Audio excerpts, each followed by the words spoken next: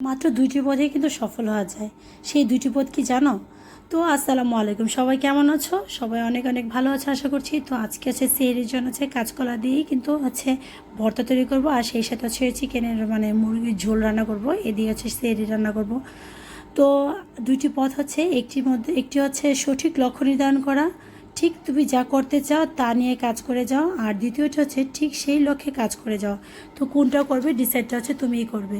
তো আমরা শুধু স্বপ্ন দেখলে হবে না, স্বপ্ন বাস্তবায়নের জন্য আমাদের অনেক অনেক ধৈর্য আর সেই সাথে হচ্ছে পরিশ্রম করে যেতে হবে, তাহলে হচ্ছে সাফল্য চলে আসবে। তো সেহরির জন্য আজকে তৈরি করবো হচ্ছে কাঁচকলা, লবণ দিয়ে দিব হচ্ছে আর রসুন, আর সেই সাথে দিয়ে দিব হচ্ছে কাঁচামরিচ। তো সবগুলো দিয়ে হচ্ছে কাঁচকলাটা সিদ্ধ করে নেব। তারপর মানে সেহরিতে সবসময় একই ধাঁচের খাবার খেতে খেতে বোরিং লাগে, আর বাচ্চা কাচ্চা যে বাসা আছে সে বাসা তো চিকেন মাস্ট বি একটু হলেও লাগে, কারণ সারাদিন বাচ্চারা তো আর রোজা থাকতে পারে না। তো ওদের জন্য তো কিছু না কিছু খাবার ব্যবস্থা করবে। তো চিকেনটা করে রাখলে এক্সট্রা তোমার কোনো প্যারা নিতে হয় না, এটা কিন্তু খুব সুবিধা বাচ্চার মাদের জন্য। তো এই জন্য হচ্ছে চিকেনেতে হলুদের গুঁড়া, মরিচের গুঁড়া আর সেই সাথে আদা রসুন বাটা সবগুলো একসাথে করে আমি মেখে ঠেকে তারপর হচ্ছে একটু হালকা করে ভেজে নিই। আমি সবসময় চিকেনটা একটু রান্না করে একটু ভেজে নিই, আমার কাছে ভীষণ ভালো লাগে। যদি ক্যাপসিকাম অথবা সবজি টবজি দিয়ে রান্না করি তখন হচ্ছে একটু ভুনা ভুনা করে তারপর হচ্ছে ভেজিটেবলটা দিয়ে দিই। আর যদি এভাবে না রান্না করি তাহলে কিন্তু এভাবে একটু মানে সুন্দর করে সব ধরনের মশলা দেওয়ার পর তারপর হচ্ছে আমি রান্নাটা মানে হালকা করে ভেজে তারপর চিকেনটা রান্না করি, তাহলে খেতে কিন্তু দারুণ টেস্টি হয়। আমার কাছে মনে হয় টেস্ট অনেক বেড়ে যায়, আর বাচ্চারাও কিন্তু অনায়াসে অনেক মজা করে খেতে পারে।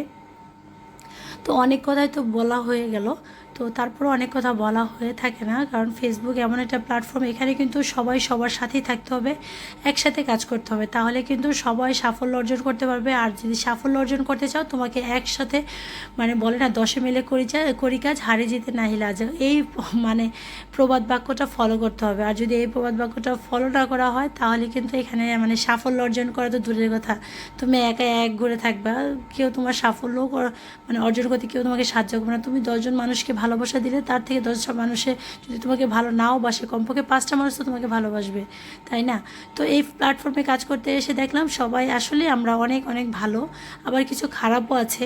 সব যে ভালো হবে সব মানে একটা পরিবারে দেখো যখন তুমি সবাই কিন্তু ভালো হতে পারে না, কেউ ভালো হয় কেউ হচ্ছে মানে পরিবারের বিপক্ষে থাকে, মানে কি বলবো, এটাই মনে হচ্ছে সব ন্যাচারাল জিনিস। তোমার হাতের 5টা আঙুল যেমন সমান থাকে না, তেমনি এই পরিবারেও কিন্তু 5টা আঙুল সমান থাকবে না, 5টা ফ্রেন্ড তোমার সমান থাকবে না।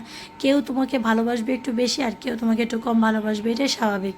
কিন্তু তার মানে এই না যে তুমি হচ্ছে আরেকজনকে ভালোবাসা দিলে তোমার কোনো ক্ষতি হয়ে যাবে, কোনো ক্ষতি হবে না, তুমি বরঞ্চ আরও সাফল্যের দিকে এগিয়ে যাবে, কেউ তোমাকে দমিয়ে রাখতে পারবে না।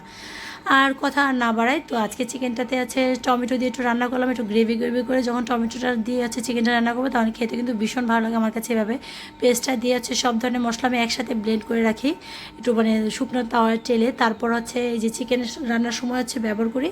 তারপর দিয়ে দিব হচ্ছে টমেটো, যেহেতু এখন টমেটোর সিজন, মানে টমেটোটা দিলে কালারটাও সুন্দর আসে আর খেতেও কিন্তু দারুণ লাগে।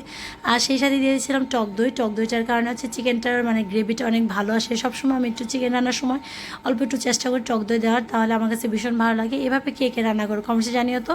আর সবাই ভালো থাকবে, সুস্থ থাকবে, দেখা হবে নতুন একটা ভিডিওতে। আল্লাহ হাফেজ।